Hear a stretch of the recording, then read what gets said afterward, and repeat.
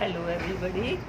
आज मैं आपको व्यक्तिगत विभिन्नताओं के बारे में जो है एक्सप्लेन करूँगी। व्यक्तिगत विभिन्नताओं के बारे में जो है जो बीएड का सिलेबस है और ये बीटीसी बीएलएड उनमें भी जो है ये कंटेंट है। इसमें individual differences, concept and types, mentally retarded, backward, delinquent, gifted, slow learner, under achievers, studies to meet the differences, ये आपके कोर्स में है। तो पहले हम जो है व्यक्तिगत विभिन्नताओं को डिफाइन करेंगे कि व्यक्तिगत विभिन्नताएं क्या होती हैं। देखो, कोई भी दो व्यक्ति क्या है आपस में समान नहीं होते। आँख, नाक, कान, उनका जो है बोलना चालना सारी चीज़ जो है टोटल डिफरेंट होती है। तो यहाँ जब आप इसका जो है कोई एक पर्टिकुलर डेफिनेशन देंगे तो उसमें लिखेंगे individual differences are matters and matters of degree and they are distributed along a continuum. यानी कि कोई भी जो है दो व्यक्ति एक जैसे नहीं होते। ये जो दी थी ये एक जनरल बात है, जो जनरल मतलब इन सामान्य उसमें जो है मैं आपको बता रही हूँ कि कोई भी दो व्यक्ति जो है आपस में समान नहीं होते, एक दूसरे से जो है विभिन्न होते हैं। जहाँ डेफिनेशन की बात है तो आपकी किताबों में कोई जो है 4-5 डेफिनेशन शुरू की हैं, वो अच्छे से याद कर लेना। सब में जो है एक समान दी हुई है, वही मैं बताऊँगी। इसके बाद यहाँ जब आप इस कंटेंट की जो है शुरुआत करें, इसमें सबसे ज़्यादा इम्पोर्टेंट बात ये आती है कि इंडिविजुअल डिफरेंसेस में डिफरेंसेस उन चीज़ों को हम जो है यहाँ मेंशन करेंगे जिनका जो है मापन किया जा सकता हो। वो ट्रेट, वो क्वालिटीज़, वो कैरेक्टरिस्टिक्स इंडिविजुअल डिफरेंसेस की जिनका क्या है हम मापन कर सकते हैं। तो जब और उनको जो है एक दूसरे से हम डिफ्रेंशिएट करने में जो है उससे हमें सीधा हो जाती है और चीज़ जो है ऑथेंटिक हो जाती है। तो इसके बाद जो है आप जब इस कंटेंट की जो है शुरुआत करेंगे तो आपकी किताबों में क्या है, ये एक डायग्राम दिया हुआ है। इसको एनपीसी कर्व कहते हैं, नॉर्मल प्रोबेबिलिटी कर्व कहते हैं। तो यहाँ आप जो है इस एनपीसी कर्व को लेके जो है एक्सप्लेन कर देंगे कि जो अगर हम जो है व्यक्तियों की विभिन्नताओं का जो है एक वो ग्राफ खींचे, नॉर्मल प्रोबेबिलिटी कर्व खींचे, तो उसकी जो शेप है वो इस तरह से जो है कैरेक्टरिस्टिक्स आती है। अगर सपोज करो क्लास में जो है 100 बच्चे हैं तो 100 बच्चों में जो है 2% बच्चा जो होता है वो जीनियस होता है और 2% जो होता है वो बिल्कुल जो है बहुत ही स्लो लर्नर और डेलिक्वेंट और बैकवर्ड टाइप का होता है। और ये जो बीच में जो पार्ट दिखाया हुआ है, ये दिखाया हुआ है कि जो एवरेज बच्चे हैं वो सबसे ज़्यादा जो है क्लास में होते हैं। और ये पॉजिटिव नेगेटिव यानी कि यहाँ 3 सिग्मा, 2 सिग्मा, 1 सिग्मा इस तरह से हम शो करते हैं। तो क्लास में जो डिफरेंसेस का एक चार्ट हम प्रस्तुत करें तो वो जो है इस तरह से आता है। क्लास में जो मैक्सिमम जो बच्चा होता है वो एवरेज कैरेक्टरिस्टिक्स का होता है। एक तो आप इसको एक्सप्लेन करने के लिए, अच्छे नंबर गेन करने के लिए एनपीसी कर्व शो करेंगे। एक जो है एक हमारा होता है आईक्यू, जिसको क्या है हम इंटेलिजेंट क्विटेंट कहते हैं। आईक्यू से मतलब होता है कि वो बुद्धि लब्धि जिसके हिसाब से जो है ये मापा जाए कि हम कितने जो हैं बुद्धिमान हैं। तो जब आईक्यू का जो फॉर्मूला होता है वो होता है IQ is equal to mental age upon chronological age, MA upon CA multiply by 100। एक जो है EQ होता है इंटेलिजेंट क्विटेंट, यानी कि हमारी शैक्षिक लब्धि क्या है। इसमें भी जो है इसमें यहाँ हमारी EQ जब हम एक्सप्लेन करेंगे तो EA अपॉन CA यानी कि हमारी एजुकेशनल एज और हमारी क्या है क्रोनोलॉजिकल एज। दोनों में जो है हर जगह जहाँ भी आप जो है ये क्वालिटी को जो है इंटेलिजेंट क्विटेंट को और EQ को जो है निकाले, दोनों में जो है जो हमारी वास्तविक आयु है वो क्या है नीचे आएगी। और जो हमारी वास्तविक आयु है कि जिस वास्तविक आयु को जो है हम फिलहाल मेंटेन किए हुए हैं उसको वास्तविक आयु कहते हैं। और जिस स्तर का जो है हम कार्य कर पा रहे हैं वो हमारी क्या है क्रोनोलॉजिकल एज होगी। तो नीचे वास्तविक आयु, ऊपर जो है एजुकेशनल आयु, और जो जिस स्तर का मानसिक स्तर का हम जो है कार्य कर पा रहे हैं उससे मतलब हुआ, और मल्टीप्लाई बाय दोनों में क्या है 100 है। तो जब आप जो है इंडिविजुअल डिफरेंसेस को दिखाएंगे तो ये एक EQ का जो है चार्ट में प्रस्तुत कर रही हूँ, आपकी सभी किताबों में जो है दिया हुआ है।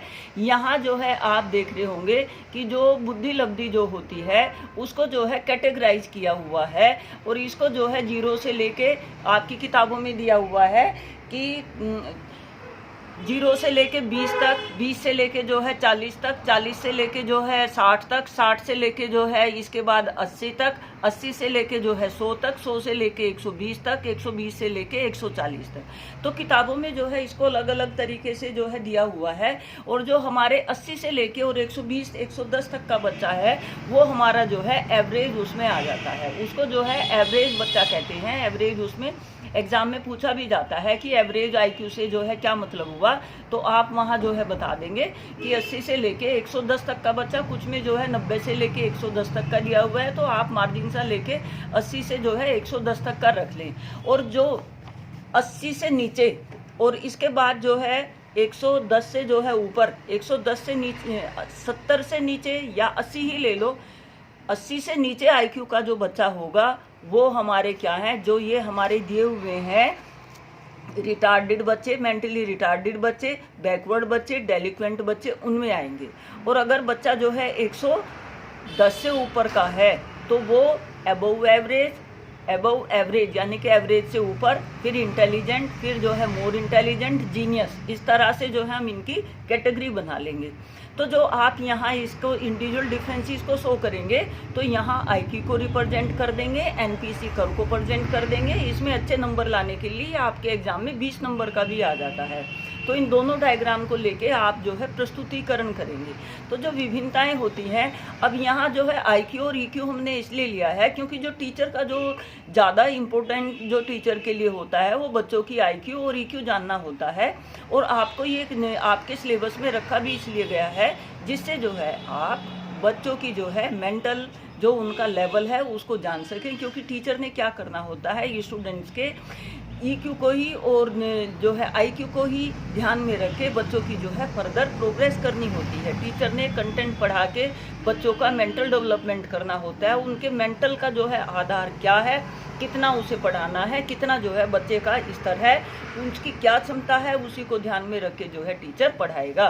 तो जो ये यहाँ जो है डिफरेंसेस जो होते हैं, इंडिविजुअल डिफरेंसेस का जो क्राइटेरिया है वो बहुत सारे डिफरेंसेस होते हैं, यानी कि physical difference, mental difference, emotional difference, और जो है आपके इमोशनल डिफरेंस, सोशल डिफरेंस, और डिफरेंस जो है आप जितने भी जो है डिफरेंस हो सब जो है इकोनॉमिकल डिफरेंस सारे जो है आप इसमें बता देंगे। बट जो मेन आपके कोर्स में है वो है मेंटली रिटार्डेड। मेंटली रिटार्डेड जो बच्चे होते हैं उनकी आईक्यू लेवल जो होती है वो 70 से नीचे की होती है। इसके बाद बैकवर्ड भी जो है, ये जो मेंटली रिटार्डेड है ये 40 से किताबों में जो है 40 से नीचे के भी दिए हुए हैं। इसके बाद जो बैकवर्ड बच्चे हैं वो 70 के बाद के दिए हुए हैं। तो आप एक जनरल आइडिया जो है बना लेंगे, जो मेंटली रिटार्डेड बच्चा होगा वो बैकवर्ड से उसकी जो आईक्यू होती है वो कम होती है। तो हम यहाँ जो है 70 से लेके 40 तक जो है बैकवर्ड बच्चों को रखेंगे, और जो मेंटली रिटार्डेड बच्चा है जिसकी 40 से कम आईक्यू है उसको रखेंगे। और जो डेलिक्वेंट होता है, जो बिल्कुल जो है इन स्थितियों से, पढ़ने वाले वातावरण से बिल्कुल जो है पलायन करने वाला होता है, वो डेलिक्वेंट वाली उसमें आ जाएगा। और जो गिफ्टेड बच्चे होते हैं वो जीनियस बच्चे होते हैं, उनका आईक्यू लेवल 120 से ज़्यादा है। इसको भी जो है हम जीनियस को भी जो है कैटेगराइज कर लेंगे।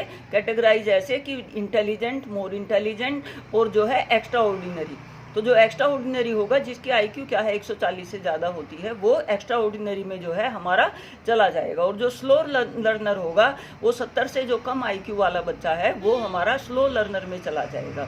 इसके बाद जो है अंडर अचीवर की, जो मतलब अचीव नहीं कर पा रहे हैं बहुत, जो है इनका भी जो आईक्यू लेवल होता है वो कम होता है। इनको जो क्या है, ये कोई भी चीज़ उनको समझाई जाती है तो ये एकदम से जो है समझ नहीं पाते हैं। इसके बाद जो है आपके कोर्स में मेन आता है कि वो कौन सी विधियां हैं जिनके द्वारा क्या है जो ये डिफरेंसेस हैं इनको क्या है दूर किया जाए। अब टीचर ने जो है सपोज करो 60 की जो है क्लास है, 60 की क्लास को जो है पढ़ाना है, इसके मतलब क्या है कि वहाँ उतने ही ज़्यादा डिफरेंसेस हैं। अब टीचर ने जो पढ़ाना है वो सब बच्चों को ध्यान में रख के पढ़ाना है कि सबके लिए जो है शिक्षा हो जाए, सबके संदर्भ में हो जाए और सबका विकास हो जाए। तो टीचर जो है इन विभिन्नताओं को ध्यान में रख के जो है कंटेंट को प्रस्तुत करेगा। तो उसका कंटेंट का प्रस्तुतिकरण कैसा होना चाहिए जिससे जो है इन डिफरेंसेस को क्या है रिमूव किया जा सके। तो टीचर के आपके कोर्स में इंडिविजुअल डिफरेंसेस इसलिए हैं कि क्लास में जो है विभिन्नताएं होती हैं और विभिन्नताओं में एकता स्थापित करते हुए कि सबके लिए जो है शिक्षा हो, कि टीचर किस तरह से पढ़ाए, वो कौन सी विधियां हों जिससे जो है टीचर पढ़ाए और क्लास का जो है डेवलपमेंट हो सके। तो आपकी किताबों में जो है काफ़ी सारे जो है वो दिए हुए हैं। सबसे आसान तो तरीका एक है कि बच्चों का जो है क्लासिफिकेशन इस तरह से कर दिया जाए, बच्चों को क्लासीफाई कर दिया जाए, बच्चों के सेक्शन इस तरह से बना दिए जाएं कि उनको जो है आप एक आईक्यू के लेवल पे बना सकते हैं जनरल, और आप जो है उनके सब्जेक्ट के हिसाब से बना सकते हैं। तो कई सारे तरीके होते हैं जिनके आधार पर क्या है हम इनको एक्सप्लेन कर सकते हैं। तो जो आपका जो है आप उनको मतलब इनके जो है कारण भी जो है कई सारे होते हैं, हेरिडिटी होता है, एनवायरनमेंट होता है, कास्ट एंड रेस का होता है, एज एंड इंटेलिजेंस का होता है, मैच्योरिटी का होता है, सेक्स डिफरेंसेस का होता है कि जिसकी वजह से जो है ये डिफरेंसेस होते हैं। फिर इनको हम जो है कैसे दूर कर सकते हैं, बच्चों का जो है क्लास का जो है क्लासिफिकेशन करके कर सकते हैं, साइज जो है वो क्लास का छोटा कर सकते हैं, उनको इंडिविजुअलाइज इंस्ट्रक्शन दे के कर सकते हैं, उनका जो है अटेंशन टूवर्ड्स उनके फिजिकल जो डिफेक्ट्स होते हैं उनके प्रति जो है टीचर ने ध्यान रखना चाहिए, सेक्स बेस्ड एजुकेशन देनी चाहिए, इनका करिकुलम जो है अलग अलग बना देना चाहिए, इनका जो गृह कार्य है वो भी जो कमज़ोर बच्चे हैं उनको अलग तरह का दिया जाए, जो बच्चे जीनियस हैं उनको थोड़ा टफ तरह का दिया जाए। इनकी जो टीचिंग मेथड है वो इसी हिसाब से जो है रखे जाएं जिससे सारे बच्चे जो हैं उनको समझ सके। अब यहाँ कैसे करें, सपोज करो जो है आप पढ़ा रहे हो, पहले जो है आपने कंटेंट को पढ़ाया, जो इंटेलिजेंट बच्चा है वो जल्दी समझ जाता है, तो जो समझ गया है उस बच्चे के द्वारा जो है कंटेंट को दोबारा प्रेजेंट करवा लो, तो जो बच्चे जो है बिलो एवरेज हैं वो भी क्या है समझ जाएंगे। तो कंटेंट के प्रेजेंटेशन में जो है वैरायटी लानी चाहिए, कुछ स्टूडेंट की हेल्प से, और शुरू में जो है अपने उससे जो है टीचर प्रस्तुत कर दे। बच्चों को जो है बीच बीच में गाइड भी कर देना चाहिए जिससे जो है टीचर जो है इन बच्चों को समझ पाए कि कहाँ जो है इनको वीकनेस आ रही है। अब और क्या है, आपके जो किताबें हैं और आपके जो सिलेबस में है प्रोजेक्ट मेथड वगैरह से भी जो है हम इनको जो ये डिफरेंसेस हैं इनको दूर कर सकते हैं। प्रोजेक्ट मेथड क्या है, किलपैट्रिक मोदी ने दिया था, आपके एग्जाम में जो है आ भी जाता है कि प्रोजेक्ट मेथड जो है किसने दिया था, तो ये किलपैट्रिक मोदी ने दिया था। प्रोजेक्ट मेथड में क्या होता है कि आपने देखा होगा कि गर्मियों की छुट्टियों में बच्चों को क्या है प्रोजेक्ट करने को दिए जाते हैं, बच्चे अपने इंटरेस्ट के हिसाब से, अपनी रुचि के हिसाब से जो है कार्य करके लाते हैं। वहाँ जो है बच्चा पहले टॉपिक सिलेक्ट करता है, अपनी मैडम को पूछता है, मैडम जो है उसको गाइडलाइन देती है, बच्चे अपने इंटरेस्ट नीड जैसा उसका आईक्यू लेवल होगा उसके हिसाब से जो है वो चीज़ को जो है तैयार करेगा और बच्चों को जो है इससे जो है अपना डेवलपमेंट कर पाते हैं। तो प्रोजेक्ट मेथड हो गया ये। इसके बाद जो है एक डाल्टन हुए थे हमारे जो है एजुकेशनिस्ट, उन्होंने भी क्या है मेथड जो है दिया था। उन्होंने क्या कहा था, जो डाल्टन मेथड है वो ये कहते हैं कि बच्चों को जो है उनकी अपनी योग्यता और क्षमताओं के हिसाब से जो है स्वतंत्र छोड़ देना चाहिए, और स्वतंत्र छोड़ने के बाद क्या है उनको सीखने के लिए जो है कार्य का जो है उनको ठेका दे दिया जाता है कि इतने दिन है, इतना टाइम है, इतना सिलेबस है, इतने दिन में आपने ये कार्य जो है करके प्रस्तुत करना है। तो यहाँ जो है डाल्टन जो है उन्होंने क्लास को एक लेबोरेटरी का जो है रूप दे दिया और कहा कि जो है आप उनको सिलेबस बता दिया कि आप अपनी क्षमता और योग्यता के अनुसार जो कुछ सीखना चाहते हो सीखो करो। यहाँ टीचर जो है एक इंस्ट्रक्टर का काम करता है, उनको गाइडलाइन दे देता है, बच्चे जो हैं अपने इंटरेस्ट और क्षमता के हिसाब से जो है कार्य करते हैं। एक जो है बिनेट की प्रणाली है, इसमें क्या है बिनेट की प्रणाली में जो है कार्य को जो है करने की पूर्ण उनको स्वतंत्रता दे दी जाती है। पूरा पाठ्यक्रम क्या है छोटी छोटी इकाइयों में बांट दिया जाता है, बच्चे जो हैं अपने हिसाब से जो है उस कंटेंट को सीखते और करते हैं। इनमें जो है आपस में बहुत ज़्यादा डिफरेंस नहीं है, थोड़ा थोड़ा जो है इनमें डिफरेंसेस है, वही चीज़ जो है मेन याद रखने की है।